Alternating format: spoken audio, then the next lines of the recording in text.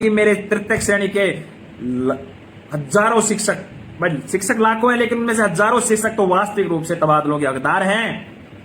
वो सालों से, 10 सालों से, 12 सालों से गांव से बहुत दूर अपने घर परिवार से सैकड़ों किलोमीटर दूर बैठे हैं। वो मेरे वरिष्ठ अध्यापक साथी हैं जो वास्तव में तबादलों के हकदार हैं लेकिन उनका तबादला नहीं हो पाता है। तो मैं तो उन शिक्षक संगठनों से और मंत्री महोदय से पुनः अपील करता हूं कि आप जब तबादला नीति लाओ, जब तबादला नीति के आधार पर तबादले कर देना। अभी वर्तमान में तो आप वरिष्ठ अध्यापकों की तो आपने तबादलों की प्रक्रिया चालू कर रखी है, तो आप उसको धरातल पर क्रियान्वयन करें।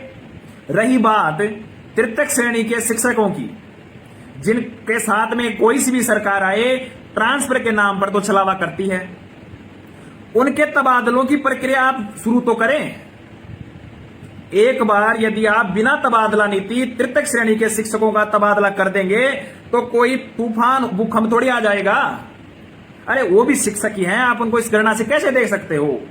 अरे पिछले दिनों में आपने परिवेदना के नाम पर तबादले किए, कुछ तबादलों पे तो कोई वेदना ही नहीं थी, सीधा स्थानांतरण था।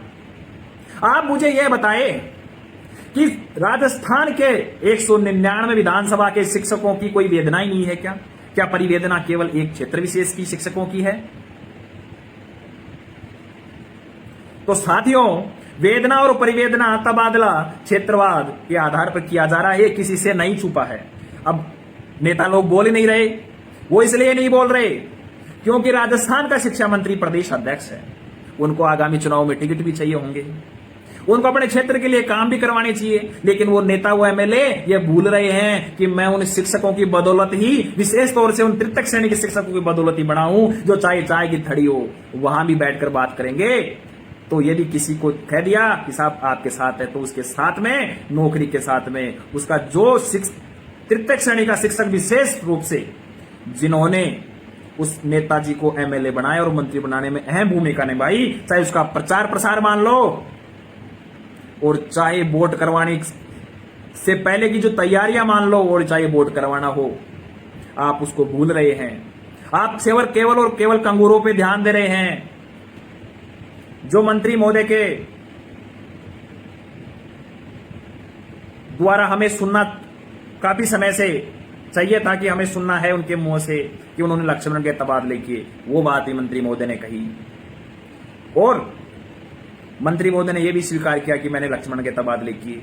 मंत्री महोदय ने यह भी प्रश्न स्वयं ने कहा, प्रश्न का उत्तर भी स्वयं ने दिया कि मैं राजस्थान का शिक्षा मंत्री हूं, न कि लक्ष्मण का शिक्षा मंत्री हूं। तो साथियों, जब शिक्षा मंत्री महोदय यह भी स्वीकार कर रहे हैं कि मैंने लक्ष्मणगढ़ का ट्रांसफर किए, शिक्षा मंत्री महोदय यह भी स्वीकार कर रहे हैं कि मेरे पे जो आरोप लग रहे हैं कि मैं राजस्थान का शिक्षा मंत्री हूं, ना कि लक्ष्मणगढ़ का, तो यह सोचने की ज्यादा जरूरत नहीं है कि हमारी बात शिक्षा मंत्री तक पहुंच रही है।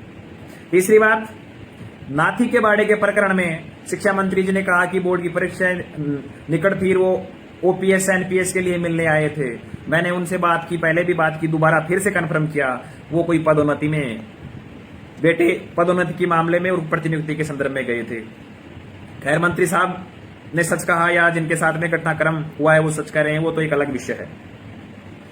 और मंत्री साहब ने बहुत ही शानदार अपने ही तरीके से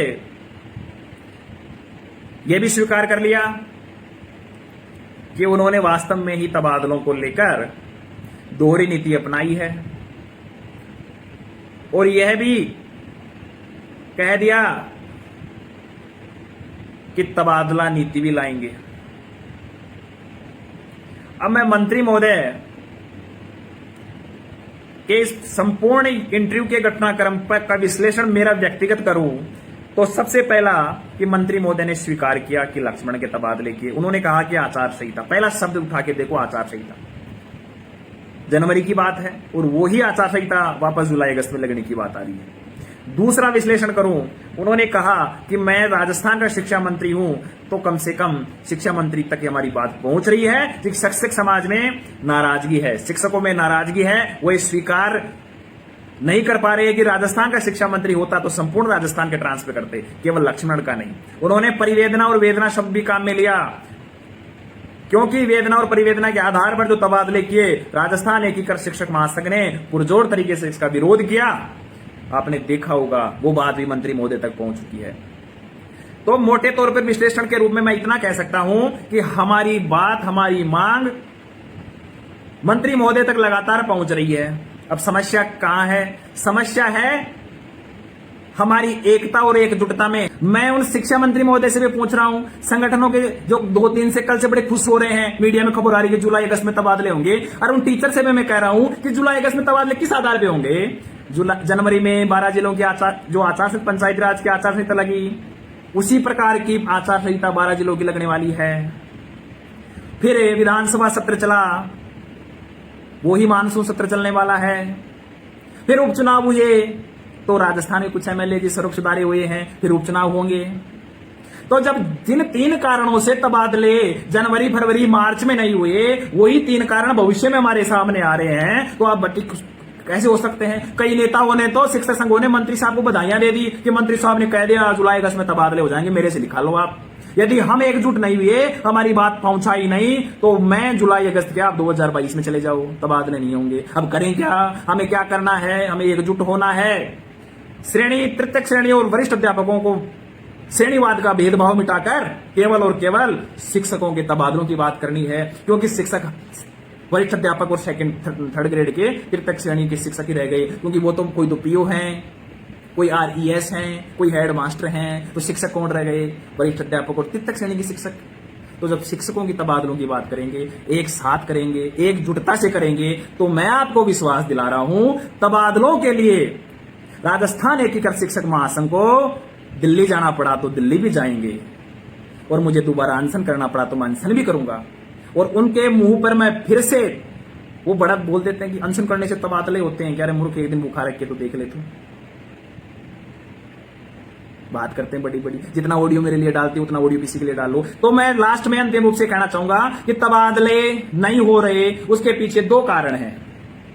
पहला कारण, मंत्री महोदय की व्यक्तिगत लक्ष्मणगढ़ के तबादले करने की इच्छा उन्होंने पूरी कर ली। उनको राजनीतिक रूप से लक्ष्मणगढ़ में मजबूती चाहिए थी शिक्षकों की, उन्होंने पूरी कर ली। पहली बात। जो ये बोल रहे हैं कि तबादलों पर रोक लगी हुई है, वो पिछले दिनों से लिस्ट आ रही है, उनको देख लें, तबादलों में कोई रोक नहीं है। तो इच्छा शक्ति शिक्षा मंत्री महोदय की, पहला कारण। दूसरा कारण, तथा कथित शिक्षक संघ 37 के आसपास हैं। कितने?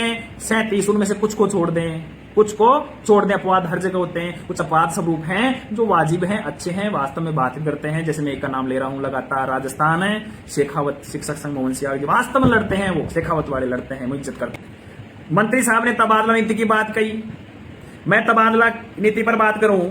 मैं मंत्री साहब से इस तबादला नीति का जो उन्होंने पैतरा फेंका, उसका मेरे व्यक्तिगत अनुभव और अध्ययन के आधार पर उसका विश्लेषण मैं बता रहा हूं कि तबादला नीति मुंगेरी लाल के उस हसीन सपने जैसी है जिसकी सुबह नींद खुलते ही वो सपना टूट जाता है। मैं ऐसा इसलिए कह रहा हूं कि तबादला नीति पे सबसे ज्यादा काम भैरव सिंह शेखावत जी की सरकार में हुआ था। तबादलों पे, तबादला नीति पर लगभग पूरी नीति को धरातल पर लाने का काम किया जा चुका था, लेकिन जैसे ही विधायकों को इस बात का पता चला कि तबादला नीति में उनकी डिजायर, जिसको बोलते हैं इच्छा, नहीं चलेगी, तो उनकी नेतागिरी किस काम की? तो ना तो एमएलएज ये चाहते हैं कि तबादला नीति आए। आपको संज्ञान में हो तो कुछ महीने पहले फर्स्ट इंडिया पर न्यूज चली थी कि तबादला नीति के विरोध में आए एमएलए, क्योंकि तबादला नीति आती है तो निश्चित मापदंड के आधार पर शिक्षकों को एक समय अवधि के दौरान ग्रामीण परिवेश में भी नौकरी करनी पड़ेगी, और वो एक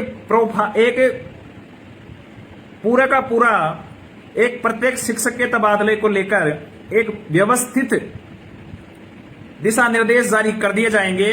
यदि ऐसा होता है तो राजस्थान के एमएलए जिनको जनता ने चुना है, उनकी मानसिकता यह है कि मैंने यदि अपनी इच्छा से मेरी विधानसभा में शिक्षक ही नहीं लगाए तो मैं किस बात का एमएलए हूं। तो साथियों, तबादला नीति मुंगेरी लाल के हसीन सपना क्यों है? इसका पहला कारण, नेता भी नहीं चाहेंगे कि तबादला नीति जारी हो।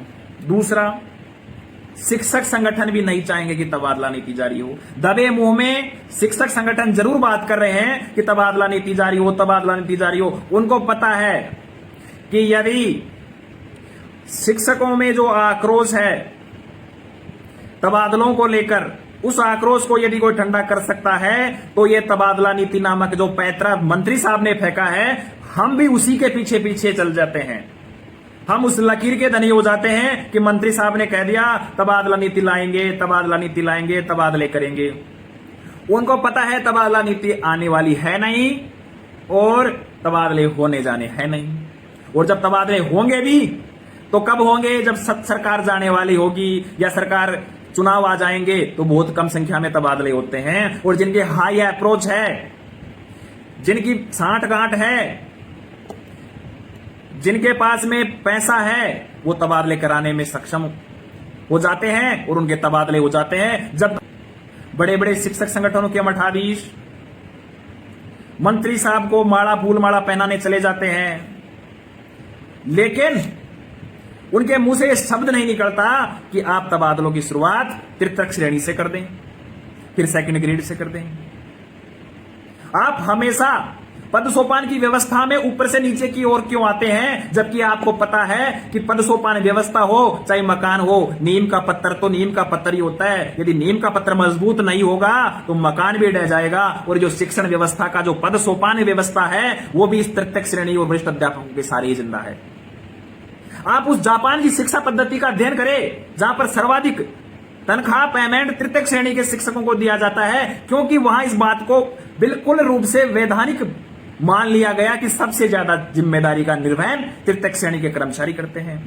मैं पूछना चाहूंगा उन फर्स्ट ग्रेड हेडमास्टर रेसा रेसला के पदाधिकारियों से, क्या बीएलओ का काम आपने किया? क्या सर्वे का काम आपने किया? अरे आप तृतीयक श्रेणी के शिक्षकों की मजबूरी का इतना फायदा ना उठाएं। वो नीम का पत्थर है शिक्षण व्यवस्था के। आपको तो पके पकाए बर्तन मिलते हैं जिनमें पानी भरना पड़ता है। आप उन तृतीयक श्रेणी के शिक्षकों के जगह कुछ समय नौकरी करके देखें, आपके एक दिन में पसीने छूट जाते हैं। जब यदि कोई माध्यमिक या उच्च माध्यमिक स्कूल के अंदर तृतीयक श्रेणी का शिक्षक या वरिष्ठ अध्यापक नहीं आता है और आपको छोटी क्लासों में भेज दिया जाता है, तो आप सिर पकड़ के बैठ जाते रहे, यार बच्चे तो मान ही नहीं रहे। तो आप क्यों ना हमेशा जब शिक्षकों की काम करने की बात आती है तो आप कार्य विभाजन तो इस आधार भी कर देते हैं कि तृतीयक श्रेणी के शिक्षक सबसे नीचे की श्रेणी में हैं, फिर वरिष्ठ अध्यापक है। हम तो RES हैं, राजस्थान एजुकेशन सर्विस के अधिकारी हैं, हम तो प्रिंसिपल हैं। जब काम करने व करवाने का समय आता है तो ये याद आते हैं, जब त्याग और बलिदान का टाइम आता है तो इनसे लेते हैं, और जब अधिकारों की बात आते हैं तो आप अपने अधिकारों के लिए सबसे आगे खड़े हो जाते हैं। तो हमारे फर्स्ट ग्रेड के प्रिंसिपल के तबादले हर साल सरकार करती है, पद सोपान व्यवस्था में ऊपर से करती है, एक बार नीचे से शुरुआत कर ले। यह तो हुई तबादलों को लेकर शिक्षा मंत्री महोदय की जो इंटरव्यू था, चर्चा था। अब क्या बताएं, मंत्री साहब से प्रश्न भी बहुत यत्न जत्न करने के बाद में पूछे गए हैं, और जहां तक मुझे व्यक्तिगत रूप से लगता है न्यूज 18 राजस्थान ने जो प्रश्न पूछने चाहिए थे वो पूछे हैं। मंत्री साहब ने स्वयं ने कई मुद्दों पर अपना स्वीकार किया है। अब बात करते हैं आश्वासन की। मंत्री साहब ने फिर जुलाई अगस्त का आश्वासन दे दिया। उन्होंने दो विरोधाभास बात कही। एक तरफ तो वो कह रहे हैं कि हम तबादला नीति लाएंगे जब तबादला करेंगे, और दूसरी बात उन्होंने कह दिया कि जुलाई अगस्त में जब सबके तबादले खोलेंगे दोबारा से जब करेंगे।